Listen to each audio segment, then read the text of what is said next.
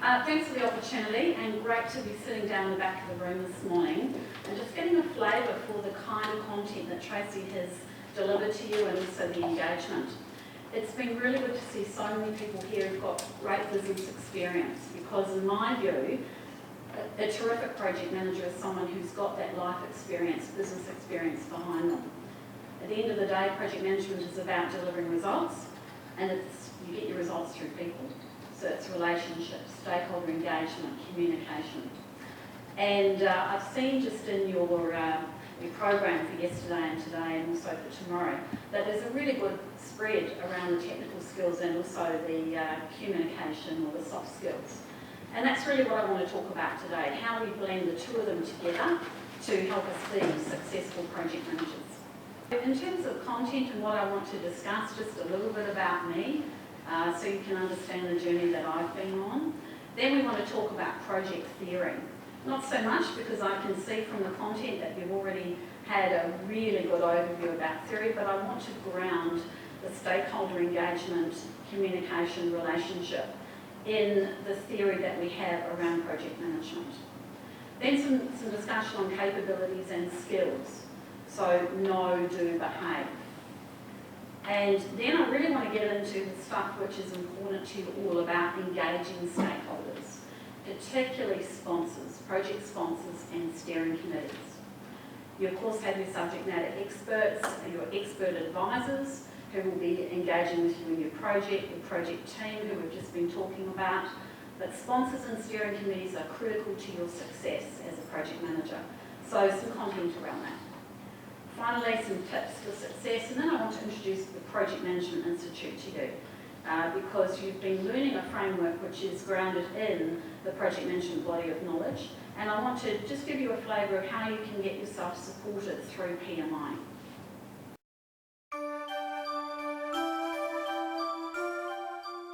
How does that sound? So currently I'm a General Manager for Project Delivery at Auto&General. Auto&General is an insurance company underwriter.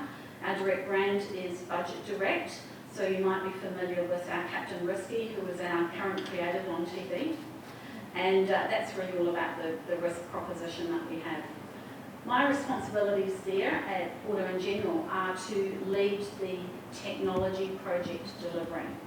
So Rowan, who's one of our people here today, Rowan is a business project manager.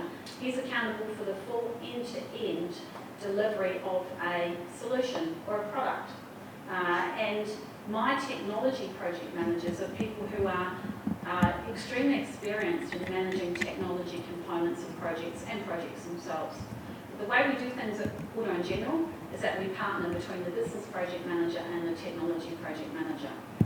We're also a software company, so we have a very large team of around 70 people who work in developing software applications, technology, and my project managers need to understand the full software development lifecycle and to work with our lead developers, delivery managers, technical experts to ensure that we deliver components that support Rowan and other business project managers to give an outcome to the company.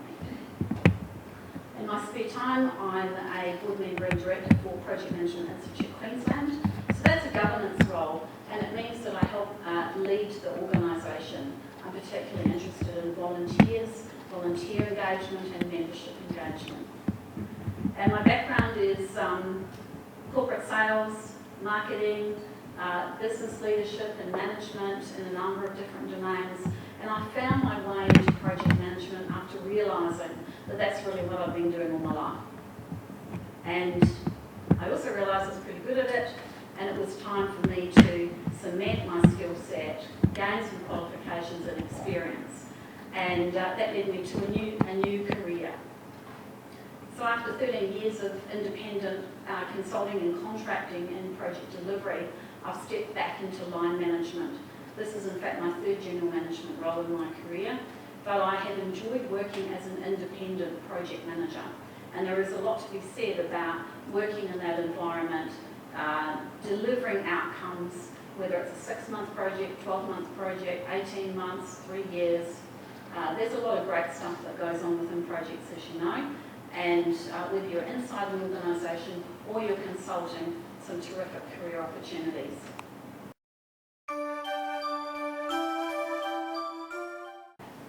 what are projects? And I think when we look at this content from PMI, there's some really key words here. The temporary nature of projects. Project has a definite beginning and end. Too often we see projects that just continue. It's not a project, that's business as usual, or it's a project which has not had effective governance. Because a project needs to start and it needs to finish, and it needs to be managed really successfully from the start to the finish. A project also needs to have an outcome. It needs to deliver a benefit. So the project objective needs to be met. And as a project manager, if you find that you cannot meet the objective for the project, what should you do? Any thoughts? You go back to the drawing board? Yes, you could go back to the drawing board. You should certainly consider your scope and the project objectives, your stakeholder needs, and then you should put your hand up. We cannot meet the project objectives. And the project should be terminated. There are many other things for businesses to be doing. There are investment values to be gained elsewhere. So if a project, being a temporary endeavour, cannot meet its objectives, then the project manager needs to be courageous. Put your hand up. I don't think we can achieve these objectives. So the end of a project is achieved when the objectives have been achieved or when the project's been terminated.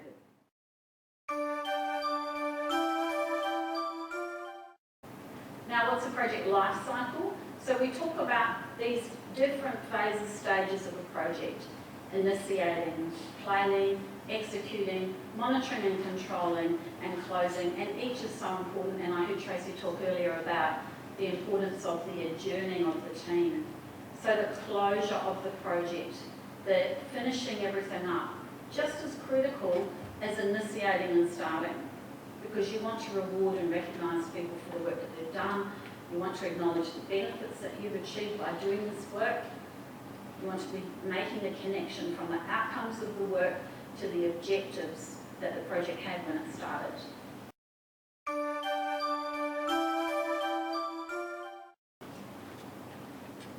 So what's project management?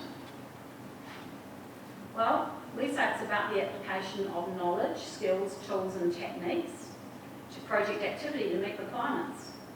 And it's accomplished through those 5 groups that we just talked about. And who's the person who's going to coordinate, drive, lead the project using the 5 process groups to create a unique product or service? Any ideas? Yes, it's yourselves? Well, the project manager.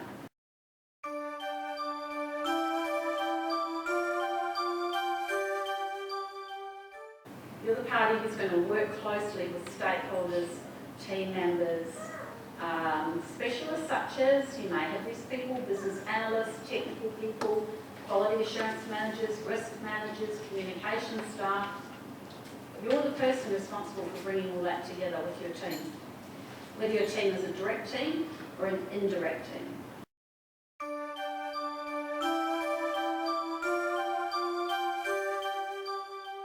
So why would we bother to have project managers?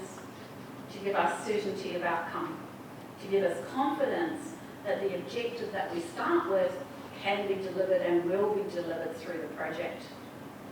And these are a number of the things that we do as project managers, and you've been learning a lot about that in the last day and a half.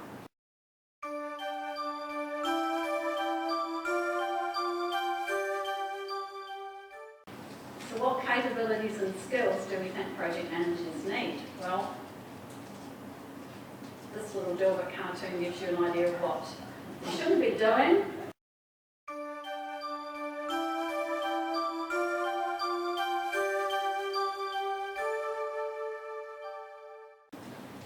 So in PMI we talk about this know, do, behave. It's the knowledge, the performance and the personal attributes of the project manager.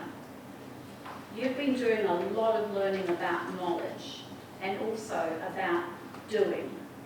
How are you going to execute this? This fantastic book that you have is going to be very, very useful. So I encourage you to go back to that when you are back in the office. Really use it because there are some priceless tools in there and tips and support material that you can use. But it's how you behave as a project manager which will ultimately engender your success. You can have all the knowledge in the world and you can deliver the activities, the technical activities that are required in your project, but it's how you do it, how you engage with your stakeholders, which will result in your success or otherwise. So what knowledge should a project manager have? If we think about across the top, initiate, plan, execute, monitor and control and close. Down the left-hand side, these are all the knowledge areas that we expect project managers to have, and your content is covering this.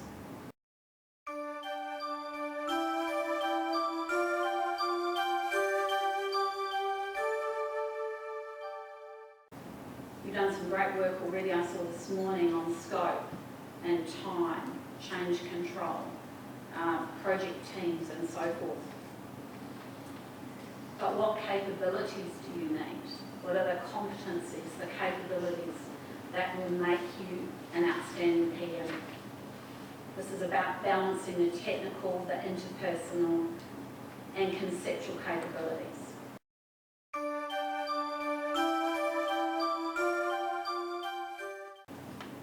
And I really do feel it's about leadership, because projects need leadership and the project manager is the leader. You're a leader of people to get project activities to deliver the outcome that's required for the project objectives. And down the left-hand side, you see a number of really important capabilities that we need. Political and cultural awareness, negotiation, trust building, conflict resolution, which we just talked about, team building, talking about the norming and the storming process, motivation, understanding individual motivations, influencing, being able to have that difficult conversation when things go wrong in your project.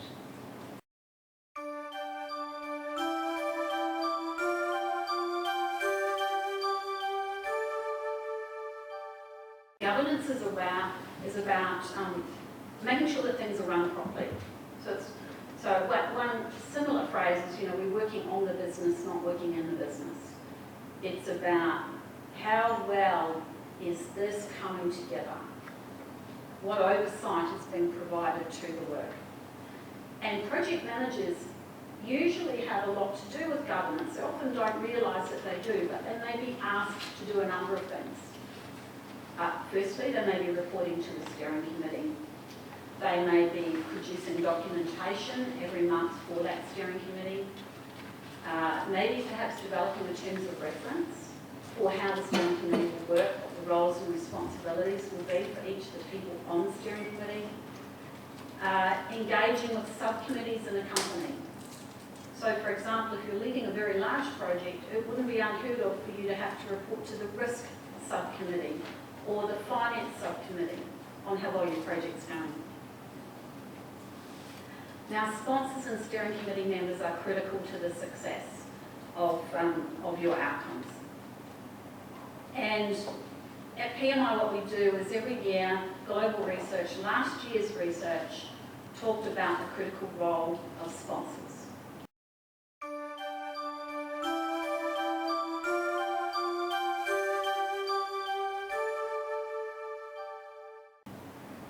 And it's a very sad truth that 2 out of 3 projects, less than 2 in 3 projects, have actively engaged sponsors.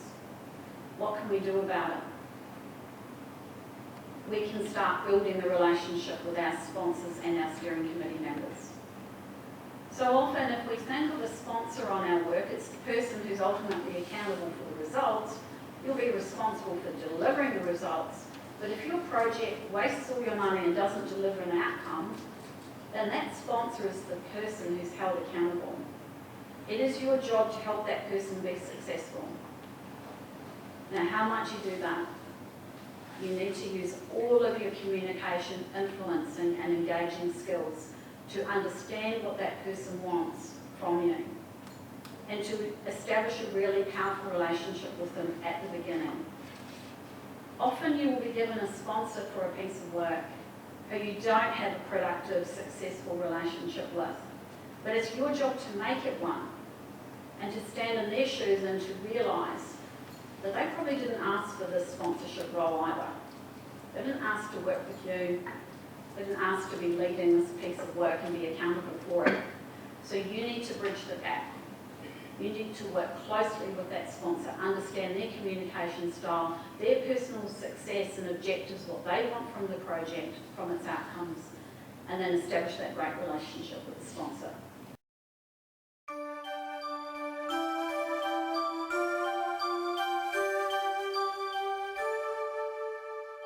So at minimum, these are some of the things that we expect sponsors to do. If we're assuming that we have, say, a monthly meeting to review the project status report, the schedule, deal with any risks and issues that are arising, and so forth, then you would expect that your sponsor might chair the meeting. Now, sometimes sponsors ask the project manager to chair the meeting, and I think that's fine, as long as you've agreed up front. But your sponsor definitely has to ensure that there's consultation around the steering committee that contributes to decision making. Because the last thing you need as a project manager is steering committee members who sit there and nod their heads, but they're not in agreement, they're not in support of whatever decision is being made. You need to have that relationship with your sponsor so they can work behind the scenes with steering committee members to ensure that you have the support. As a project manager, you're entitled to support from your sponsor and from your steering committee. You want everybody together in agreement about how this project is to move forward. This is not what we want. We don't want a frustrated steering committee. People sitting around the table unsure about the decision that they're meant to make. So what do? When we feel that way? We just procrastinate. We ask for another report. We listen to what other people might think. We get hesitant about making decisions.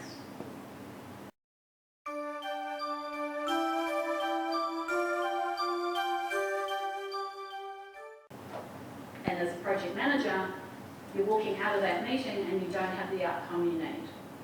Very difficult situation. So we don't want to be in that position. So finally, some tips for success.